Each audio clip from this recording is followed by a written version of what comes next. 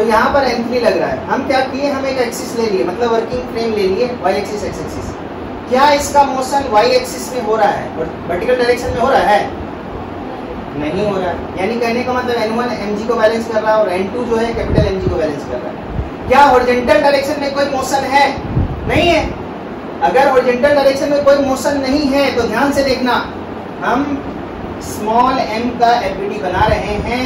ये small m, इस पे नॉर्मल रिएक्शन किधर लगेगा? कौन लगाएगा? कैपिटल M लगाएगा। और किधर लगाएगा? इधर लगाएगा। ये n3 है।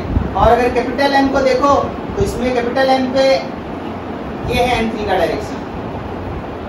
अब इसमें फोर्स तो लग रहा है बट मोशन नहीं कर रहा है। इसका मतलब n3 का वैल्यू क्या है? अरे फोर्स बराबर हम लिखते हैं ना, लिखते हैं force, external force is equal to mass into acceleration. देखो वर्टिकल डायरेक्शन तो बैलेंस हो गया, हॉरिजॉन्टल डायरेक्शन में स्मॉल m पे n3 इधर लग रहा है लेकिन ये मोशन इधर नहीं कर रहा है, तो हम F external equal to ma बोलते हैं। अगर एक्सेलरेशन में ये मूव ही नहीं कर रहा है तो एक्सेलरेशन कहां से आया?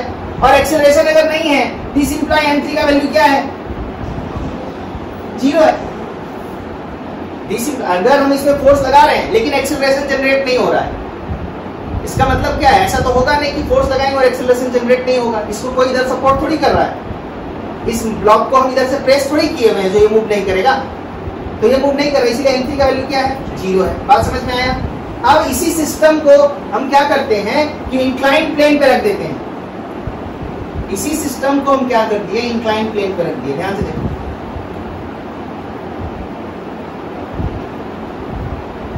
ये कैपिटल M और ये स्मॉल m और ये एंगल मान लेते हैं थीटा। अब ध्यान से देखो, अंतर कुछ नहीं, उसमें और इसमें कोई अंतर नहीं है। अंतर कुछ नहीं है बाबू, लेकिन थोड़ा सा डिफरेंस है। क्या?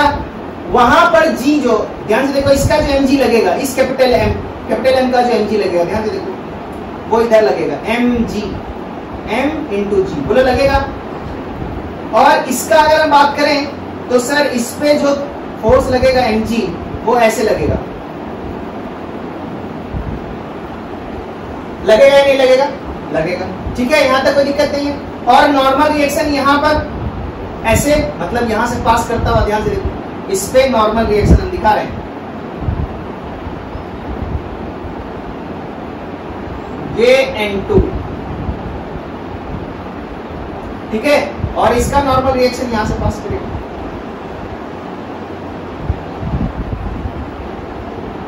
ये n1। नॉर्मल रिएक्शन हमेशा perpendicular to the surface of contact.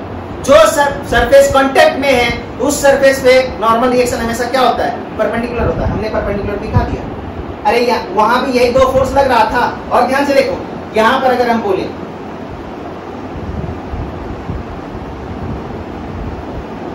और इस दोनों के बीच भी एक नॉर्मल रिएक्शन लगेगा जैसे वहां दिखाए थे, लगेगा नहीं लगेगा? लगेगा। तो ध्यान से देखो, इसको हम इस कलर से दिखा रहे हैं। इस दोनों के बीच एक नॉर्मल रिएक्शन लगेगा और वो इस तरह से लगेगा, लगेगा ना? अच्छा बताओ, क्या ये सिस्टम फ्रिक्शन फिर से यहाँ पर नहीं है? फिर से वही बात, यहाँ कोई फ्रिक्शन नहीं है, यानी μ = 0 है। आप बताओ इसका मोशन किधर होगा?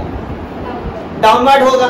तो ध्यान से देखो, फ्रेम ऑफ रेफरेंस हम वहां पर लिए, तो यहाँ भी फ्रेम ऑफ रेफरेंस लेंगे। कैसा लेंगे सर? तो ऐसा वाला लेंगे। ध्यान से देखो, इधर हम मान लेंगे y डैश और इस डायरेक्शन में मान लेंगे हम क्या? x dash. तो हम बोल रहे हैं कि हमारा क्वेश्चन है सर आप ये फ्रेम ऑफ रेफरेंस ऐसे क्यों लिए? तो हम बोले कि इस दोनों मास का मूवमेंट किधर पॉसिबल है? क्या ये ऊपर जा सकता है? क्योंकि ऊपर जाने के लिए हमको फोर्स लगाना पड़ेगा, तो ऊपर तो जा नहीं सकता है। हाँ, ऑटोमेटिकली नीचे जरूर आ सकता है क्योंकि कोई फ्रिक्शन नहीं है। फ्रिक्शन तो वहां भी नहीं था, फिर क्यों नहीं मूव किया? यहाँ पर mg का जो कंपोनेंट आएगा, ध्यान से इसका मूवमेंट, इस दोनों ब्लॉक का मूवमेंट इस डायरेक्शन में पॉसिबल है, हाँ या ना? हाँ या ना? हाँ, इसीलिए हम एक्सिस ऐसे ले लिए। अगर ऐसे पॉसिबल होता तो हम ऐसे एक्सिस ले लेते, और दूसरा एक्सिस हमेशा उसमें क्या होता है?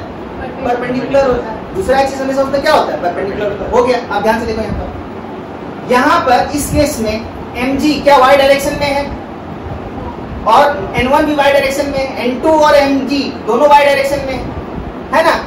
इसीलिए यहाँ पर हम mg और n2 और mg को ब्रेक नहीं किए, ब्रेक नहीं किए। समझ में आ रहा है? क्यों? क्योंकि वो मेरे वर्किंग एक्सिस के अलॉन्ग ही था। और x डायरेक्शन में और एक्स डायरेक्शन में तो सर कोई फोर्स ही नहीं लग रहा था, तो एक्स डायरेक्शन से हमको कोई लेना देना नहीं है। यहाँ पर mg अब वर्टिकल डायरेक्शन में लग रहा है, लेकिन हम एक्सिस लिए ऐसा, इसका मतलब हमको अब क्या करना पड़ेगा, mg को ब्रेक करना पड़ेगा, इस दोनों mg को ब्रेक करना पड़ेगा। लेकिन n1 को हम ब्रेक नहीं करेंगे, क्यों? क्योंकि y डैश के अलॉन्ग ही है। n2 को हम ब्रेक नहीं करेंगे क्योंकि y डैश के अलॉन्ग ही है। बात समझ में आ रहा है? वहां आप ध्यान से देखना, इसको अगर ब्रेक करोगे तो ये वाला एंगल जो होता है वो थीटा होता है, तो इसमें एक फोर्स इधर की तरफ लगेगा, उसका वैल्यू होगा, यहाँ दिखा रहे हैं, उसका वैल्यू होगा capital mg into sine theta. Clear है बात? और इसका इस पे अगर हम बोले तो इस पे mg का डायरेक्शन ऐसा होगा, वो होगा mg साइन थीटा, वो कैपिटल mg साइन थीटा है, और ये एंगल तुम्हारा थीटा है, ये एंगल इस केस में से ये एंगल थीटा है। और दूसरा एक कंपोनेंट ध्यान से देखो, इसका एक कंपोनेंट इधर आएगा, ये वाला ऐसे, ये होगा capital mg into cos theta, और इसमें होगा small mg into cos theta. अब जैसा हम बोलेंगे समझना बात को, क्या y डैश डायरेक्शन में इसका मोशन हो रहा है? नहीं, इसका मतलब n1 किसको बैलेंस कर रहा है? mg cos थीटा को बैलेंस कर रहा है। n2 किसको बैलेंस कर रहा है? mg cos थीटा को बैलेंस कर रहा है। बोलो बात समझ में? वहां पर n1 mg को बैलेंस कर रहा था, यहाँ पर n1 mg को नहीं, mg cos थीटा को बैलेंस कर रहा है। वहां n2 कैपिटल mg को बैलेंस कर रहा था, यहाँ पर n2 capital mg cos theta को बैलेंस कर रहा है। और ध्यान से देखो, इस डायरेक्शन में अगर तुम ध्यान से देखो तो इस कैपिटल m पे एक फोर्स लग रहा है, capital mg into sine theta, और उस डायरेक्शन में कोई फोर्स, यानी कहने का मतलब ये नेट फोर्स हुआ इस पे, और स्मॉल m पे mg sin थीटा इस डायरेक्शन में लग रहा है। लेकिन तुम ध्यान से देखो, इसके अलावा हॉरिजॉन्टल डायरेक्शन में, इस डायरेक्शन में कोई फोर्स नहीं है स्मॉल m पे। इसका मतलब ये फोर्स इसमें क्या जनरेट कर देगा? एक्सीलरेशन जनरेट कर देगा। क्या जनरेट कर देगा? एक्सीलरेशन जनरेट कर देगा। ध्यान से देखो, ये हो गया फोर्स, तो हम लिखेंगे capital mg into sine theta बराबर मास इंटू एक्सीलरेशन। मास क्या? कैपिटल m, क्योंकि कैपिटल m पे लग रहा है, इंटू एक्सीलरेशन।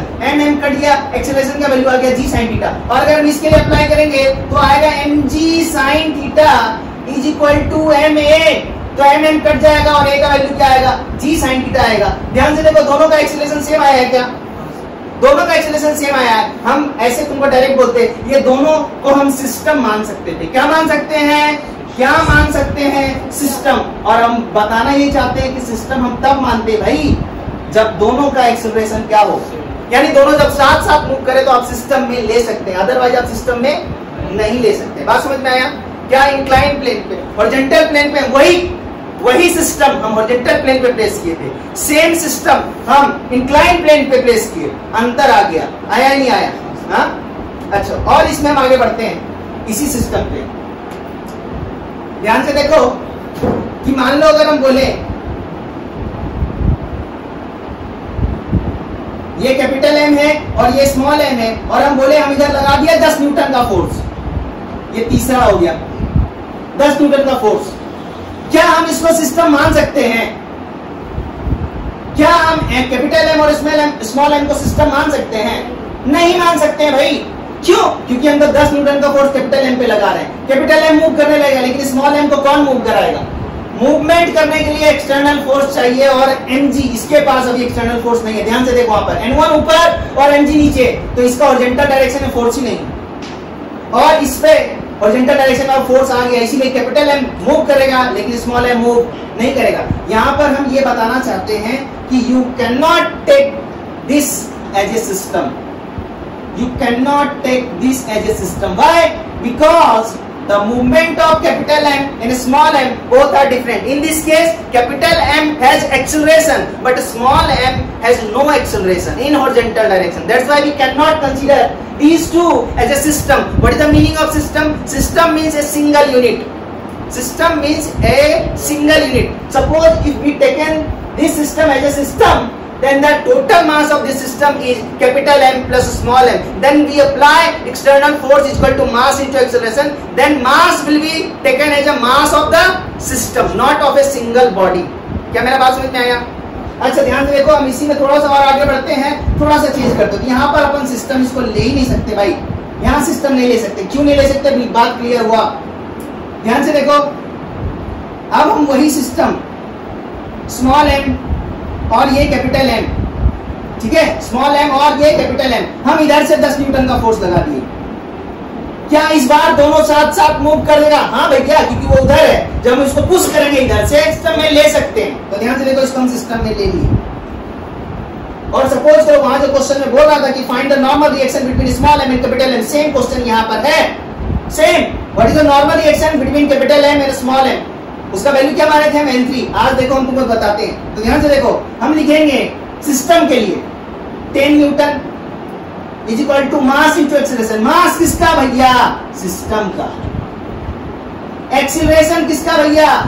सिस्टम का, एक का नहीं।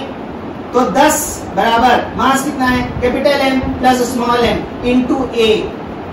तो a बराबर क्या आ गया? a बराबर आएगा 10 divided by capital M plus small m। बोलो ये समझ में आया? आया कि नहीं आया?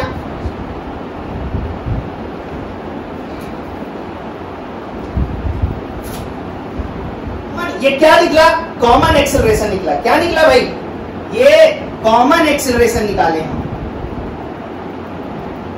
Common acceleration. इसके बाद का चैप्टर है फ्रिक्शन, और हम बोल रहे हैं जब तक लॉज ऑफ मोशन में बाबा नहीं बन जाओगे तब तक फ्रिक्शन में कुछ नहीं कर सकते। और है कुछ नहीं फ्रिक्शन में, बस एक फ्रिक्शन फोर्स और आ जाएगा और कुछ डिफरेंस नहीं होगा। ये कॉमन एक्सेलरेशन निकाले। अब हम तुमसे पूछते हैं, अब एकदम ध्यान से जो हम पूछेंगे उस क्वेश्चन का जवाब देना। ये 10 न्यूटन का फोर्स स्मॉल m पे लग रहा है या कैपिटल M पे लग रहा है? तो साला कैपिटल M पे कैपिटल M क्यों मूव करने लगा? क्योंकि फोर्स, क्योंकि हम लोग तो सेकंड लोग होता है कि आप जब फोर्स लगाते हैं किसी बॉडी पे तो वो बॉडी मूव करता है, तो हम उस बॉडी के लिए F बराबर ma लगाते हैं, यानी F external is equal to mass into acceleration. हमने तो 10 न्यूटन का फोर्स केवल स्मॉल m पे लगाया है, तो फिर कैपिटल M को किसने एक्सेलरेशन प्रोवाइड किया? That is the normal reaction. In this case, the value of n3 is 0. Why? Because there is no acceleration in the horizontal direction. But here, in this case, 10 Newton is an external force on this system. So whenever a 10 Newton force will act in this system, on this system, the acceleration will generate in the horizontal direction. If we draw the FBD of capital M, then we will understand why capital M is moving. ध्यान से देखो, capital M का हम FBD बना रहे हैं। This is capital M. This is the normal reaction provided by small m. Yes or no? That is n3. I assumed this is n3.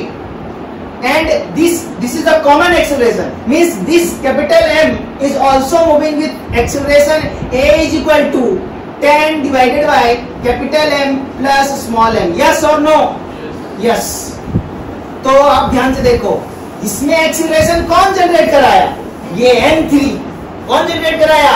n3। That is normal reaction provided by small m generated acceleration in capital M। Got it? But acceleration generation in 10 Newton in small m is provided by 10 Newton, while the acceleration in small m is due to n3 and acceleration in small m is due to 10 Newton. Got it?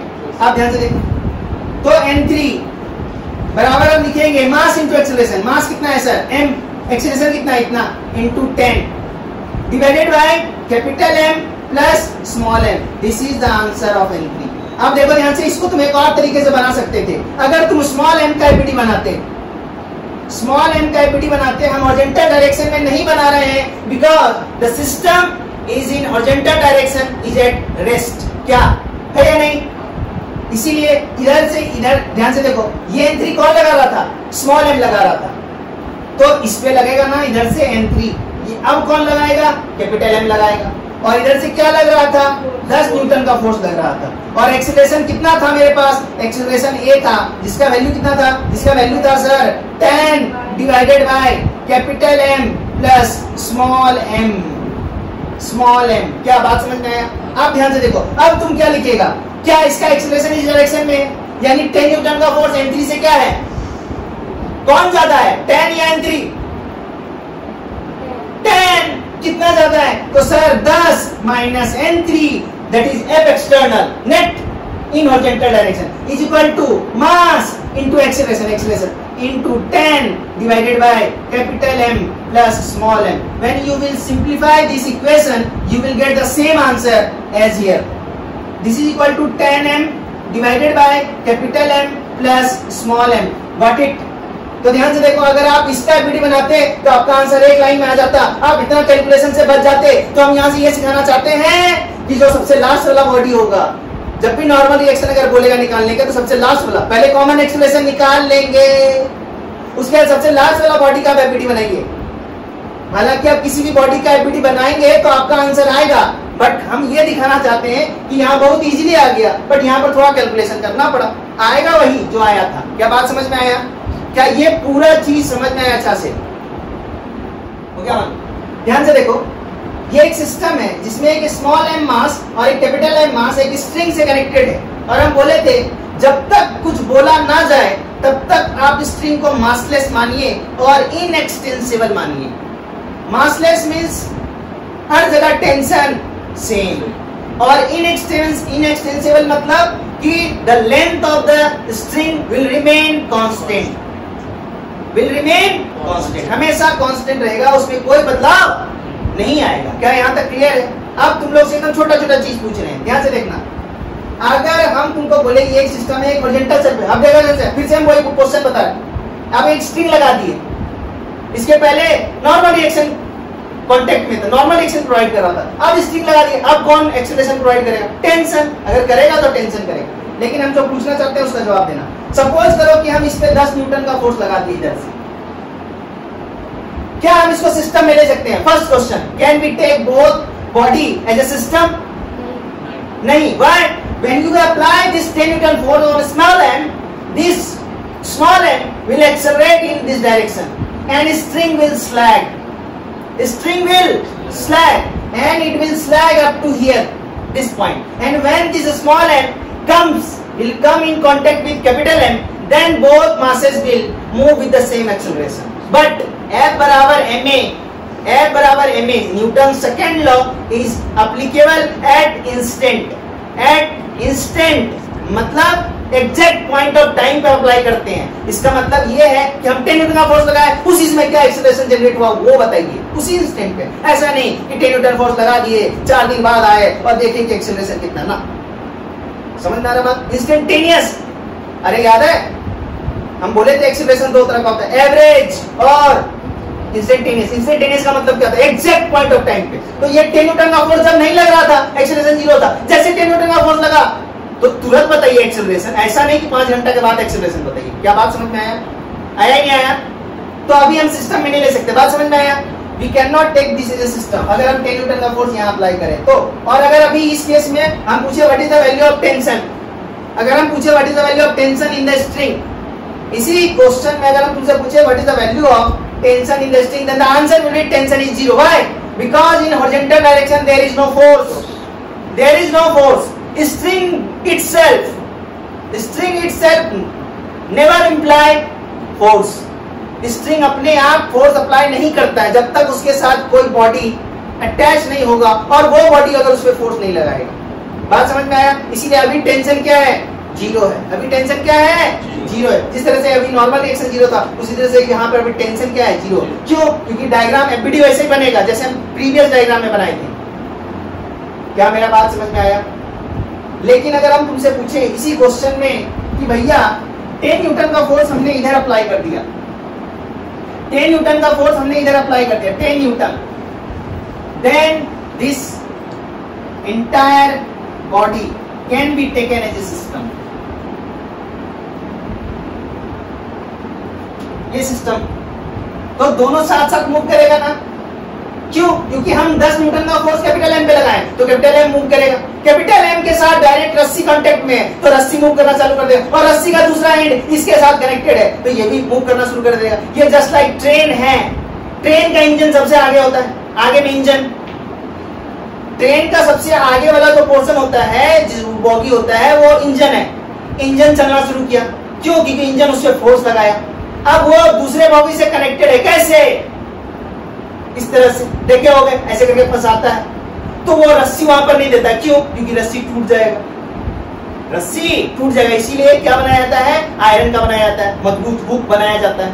अब आगे वाले train पे force लगा तो पीछे वाला को कौन खींचा, वो जो तुम बीच में जोड़े ना कनेक्टर, उसमें जो टेंशन क्रिएट हुआ ना, वो दूसरे वाले बॉगी को खींचा अपने तरफ। फिर जैसे नेक्स्ट बॉगी खिंचाया, उसके नेक्स्ट वाला बॉगी फिर से वहां हुक लगा हुआ है, फिर वहां हुक लगा हुआ, फिर वहां टेंशन जनरेट हुआ, और टेंशन जनरेट हुआ, और टेंशन जैसे जनरेट हुआ फिर से वो उस बॉगी को खींचा। अब तुमसे पूछते हैं, अगर ट्रेन रुका हुआ है तो क्या हुक में कोई टेंशन है? किस डायरेक्शन में? हॉरिजॉन्टल डायरेक्शन में। हॉरिजॉन्टल डायरेक्शन में सर कोई टेंशन नहीं है उसमें। जब टेंशन नहीं है मतलब टेंशन क्या है, फोर्स है। अगर फोर्स नहीं है तो बॉगी मूव नहीं करता है। क्या मेरा बात समझ में? क्या वैसा ही नहीं है ये? क्या ट्रेन में ऐसा नहीं होता है? इसीलिए पढ़ते हैं बाबू, इसलिए बोल रहे हैं फिजिक्स बहुत आसान बना सकते हो अगर तुम चीज को देखो और विजुलाइज कर लो। एकदम सिंपल सा बात है। हम पूछे कैपिटल एम एक्सेलरेट होगा? हाँ सर होगा। कौन करा रहा है? सर ये 10 न्यूटन करा रहा है। लेकिन हम पूछे अगर ये बात कि इस पे तो हम फोर्स नहीं लगाए, हम क्या इस पे फोर्स लगा रहे हैं? हम देखो डायग्राम कहाँ बनाए हैं, हम 10 न्यूटन का फोर्स कैपिटल एम पे लगाए हैं। तो मुझे स्मॉल एम पे तो फोर्स नहीं लगाया, कौन मूव कराया इसको? टेंशन। तो पहले क्या निकालेंगे हम लोग? Common acceleration. ध्यान से देखो, सिस्टम मान लिए तो हम लिखेंगे F बराबर है F external is equal to mass into acceleration. इस बार जो आएगा वो सिस्टम का आएगा, क्योंकि सारा सिस्टम एक साथ मूव करेगा, यानी कॉमन एक्सेलरेशन। तो एक्सेलरेशन क्या हो जाएगा सिस्टम का? सिस्टम का एक्सेलरेशन हो जाएगा, ध्यान से देखो, 10 divided by capital M plus small m। क्या बात क्लियर है यहाँ पर? और अगर हम तुमसे पूछे, ध्यान से देखो, अगर हम तुमको यहाँ पर पूछे, मान लो हम यहाँ 3 पॉइंट कंसीडर करते हैं, A, और यहाँ पर बोलते हैं B, और यहाँ पर बोलते हैं C।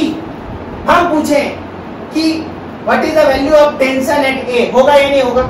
A पर टेंशन होगा या नहीं होगा? क्योंकि इस बार उधर से 10 न्यूटन का फोर्स लग रहा है, तो रस्सी में टेंशन तो आ ही जाएगा। तो A पर हम टेंशन पूछ रहे हैं, क्या होगा? तो A पर जैसे पूछा ना, तो एक किससे कनेक्टेड है? स्मॉल m से। तो स्मॉल m का आप चुपचाप एफबीडी बना लीजिए। स्मॉल m पे इस पॉइंट पे टेंशन का डायरेक्शन किधर होगा? इधर होगा या नहीं होगा? A पॉइंट पर टेंशन का डायरेक्शन इधर होगा। क्यों? रोप उधर है, और स्ट्रिंग का हमेशा प्रॉपर्टी क्या होता है? String always tries to pull the body along the direction of string, and this is the point, and string is right side, that's why this string will apply force on this small m in the rightward direction. Got it? So this tension at A and the acceleration तो वही है sir, 10 divided by capital M plus small m, है ना? अब ध्यान से देखो, क्या यही टेंशन इसके लिए एक्सटर्नल फोर्स का काम कर रहा है? तो tension at A is equal to लिखेंगे मास इनटू एक्सेलरेशन। मास कितना है सर? m। एक्सेलरेशन कितना है? 10 divided by capital M plus small m। So this is the value of tension at A। और अगर हम तुमसे पूछे what is the value of tension at B, what is the value of tension at B, तो tension at A, tension at B and tension eight C all are equal. Why? Because string is massless. If the string is massless, then the tension at every point of the string is constant, same. क्या बात समझ में आया? और suppose करो अगर तुमको mid point पे बोलता निकालने के लिए, हमको B पॉइंट पे बताइए, तब भी तुम कहाँ निकालते चोरी से? A पे। जैसे मान लो हम यहाँ A पर बोला तो हम A पर काट दिए, मतलब यहाँ पर ऐसे कट दिए, ऐसे ऐसे, और हम यहाँ का एक्टिविटी बनाए। अगर हमको B का बोलता, ध्यान से देखो, अगर हमको B का बोलता तो हम यहाँ से ब्रेक कर देते, ठीक है? यहाँ से ब्रेक कर देते, या तो हम इस सिस्टम का एपीडी बनाते या तो हम उस सिस्टम का एपीडी बनाते। क्या बात समझ में आ रहा है? यहाँ पर हम दिखा रहे हैं तुमको, ध्यान से देखो, अगर तुम इस सिस्टम का एपीडी बनाता तो टेंशन एट B का डायरेक्शन ऐसे दिखाता, हाँ या ना? अगर तुम इस वाले पोर्शन का ध्यान से देखो, अगर हम करेंगे तो थोड़ा बीच हो जाएगा, लेकिन ध्यान दो, ऐसे ये वाला पोर्शन का अगर एपीडी बनाते तो ये तो इधर एक्सेलरेटेड हो गया ना, तो टेंशन एट B का डायरेक्शन तो इधर ही होगा, तभी तो इसको एक्सेलरेशन प्रोवाइड करेगा। और अगर हम इधर वाले पार्ट का बनाते हैं एपीडी तो टेंशन एट B का डायरेक्शन इधर होता है, ना? क्यों? क्योंकि ये स्ट्रिंग उधर जाने की कोशिश करता है, ये उसको इधर पुल करता है, इधर वाला स्ट्रिंग उसको इधर पुल करना चाहता, तो ये टेंशन एट B हो जाता। क्या बात समझ में आया? हाँ, क्या बात ये क्लियर है? क्या ये बात क्लियर है?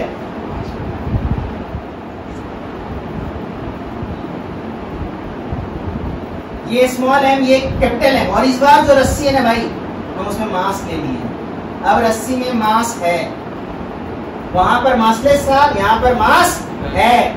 और मान लेते हैं कि इस रस्सी में जो मास है ना, वो मान लेते हैं 4 kg है। कितना kg है? 4 kg है। ध्यान से देखो, 4 kg है। और हम वही 10 न्यूटन का फोर्स इस डायरेक्शन में अप्लाई कर रहे हैं। फिर से वही क्वेश्चन, क्या हम अभी सिस्टम में ले सकते हैं? यस और नो? Yes, we can take this body as a system, these bodies as a system. Then we apply first law, sorry, second law.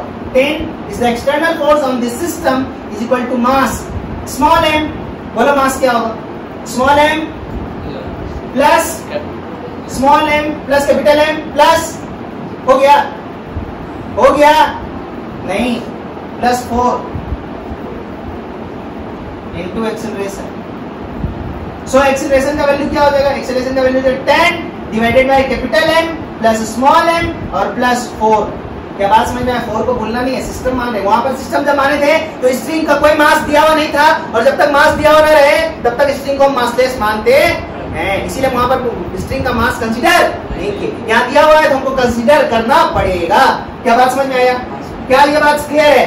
इस बार टेंशन हर जगह अलग अलग होगा भाई। अगर हम तुमसे पूछे what is the value of tension at B, what is the value of tension at A, what is the value of tension at C, and B is the midpoint. B is the exact midpoint of this string, and A is the one end of the string and C is the another end of the string.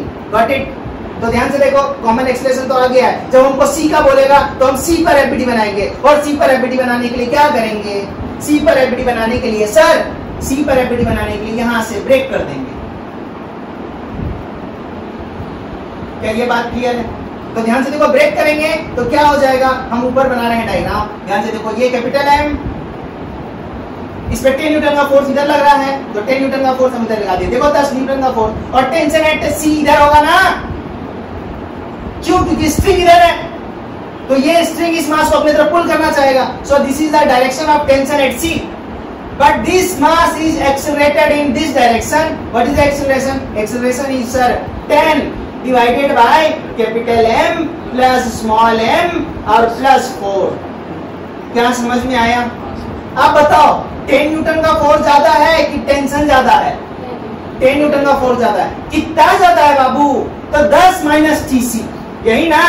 तो लिखेंगे 10 minus tension eight C। क्या ये net external force निकला जिसका direction horizontal है in the right ward? Yes और no? यही acceleration, यही फोर्स उसमें क्या जनरेट करेगा? एक्सेलरेशन जनरेट करेगा। तो फोर्स बराबर m होना चाहिए। तो मास क्या है सर? Capital M। एक्सेलरेशन कितना है sir? 10 divided by capital M plus small m और प्लस 4। क्या यहाँ से TC निकल आएगा? क्या यहाँ से TC निकल आएगा? I am not going to calculate TC। हम पूछ रहे हैं क्या यहाँ से TC निकल आएगा। और अगर तुमको ये कैलकुलेशन नहीं आता है तो हमको बोलना पड़ेगा I am sorry, I can't teach you physics.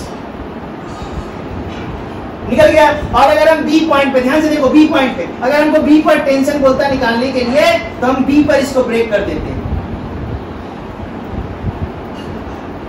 और अब इस बार 2 सिस्टम बना, देखो उसके पहले ही बना था, इधर और इधर, है ना? अच्छा ध्यान से देखो, हम टीसी को एक और तरीके से तुमको बता रहे हैं। ये लाइन नीचे गया, ध्यान से देखो, तो हम यहाँ पर मास बना देते हैं स्मॉल m, और ये पूरा स्ट्रिंग बना देते हैं। तो यहाँ पर टेंशन एट C इधर होता, हम इस वाले पोर्शन का बना रहे हैं जब इसको हम ब्रेक किए थे, ठीक है? और इसका मास कितना था? 4 kg। अब सिस्टम में ले सकते हैं क्या? यस, यानी इसमें जो एक्सेलरेशन प्रोवाइड कर रहा है वो कौन करा रहा है? TC करा रहा है। तो ध्यान से देख, TC बराबर क्या हो जाएगा? TC बराबर मास इंटू एक्सेलरेशन। मास कितना? Small m into sorry plus 4, ये मास हो गया, इंटू एक्सेलरेशन, एक्सेलरेशन हमने को पता है, into 10 divided by capital M plus small m और प्लस 4। ध्यान से देखो, यहाँ से TC बहुत आसानी से निकल गया। निकल गया नहीं निकल गया? अब ये तुम्हारा, तुम पे डिपेंड है कि तुम यहाँ से निकालना चाहते हो, यहाँ से निकालना चाहते हो। हम बता दिए हैं दोनों, बात समझ में आया? अब अगर बी पॉइंट पर हम बोले तो ध्यान से देखो, बी पॉइंट में फिर से 2 डायग्राम होगा, एक इधर वाला पोर्शन और एक इधर वाला पोर्शन। तो अब सोच के बताओ, किधर वाला पोर्शन को करने से जल्दी आ जाएगा आंसर? लेफ्ट या राइट? लेफ्ट वाला। समझ में आया? लेफ्ट वाला। तो हम लेफ्ट वाला का बना रहे हैं। ध्यान से देखो, हम केवल इसका बना रहे हैं, इसका। हम ये वाला पोर्शन का एफबीडी बनाएंगे, यहाँ से यहाँ तक का। तो ये स्मॉल m हो गया, ध्यान से देखो स्मॉल m, और यहाँ ये हो गया स्ट्रिंग और ये उसमें मास है, और मान लेते हैं ये वाला पॉइंट B है, तो टेंशन एट B किधर होगा? इधर होगा, होगा ही नहीं होगा। अच्छा इसका मास कितना हो जाएगा? एकदम मिड पॉइंट है तो 2 kg हो जाएगा, इसीलिए एकदम एग्जैक्ट मिड पॉइंट लिए हैं। अगर तुमको और कोई पॉइंट देगा तो तुमको पहले मास निकालना पड़ेगा, ठीक है। और हॉरिजॉन्टल डायरेक्शन में और तो कोई फोर्स है नहीं, तो tension at B is equal to क्या लिखेंगे? Mass into acceleration. तो मास कितना हो जाएगा? मास m+2 इनटू एक्सेलरेशन अपने को पता है 10 divided by capital M plus small m plus 4। This is the answer TB, and definitely TB and TC both are different. And when you will calculate tension at A, then you will try to draw a BD of this block. When you will try to draw a BD of this portion, then you have to make some more calculation to find the answer. But if you draw this part as, if you select this part as a BD, then tension at A will come automatically very easily. क्या बात समझ में आ रहा है?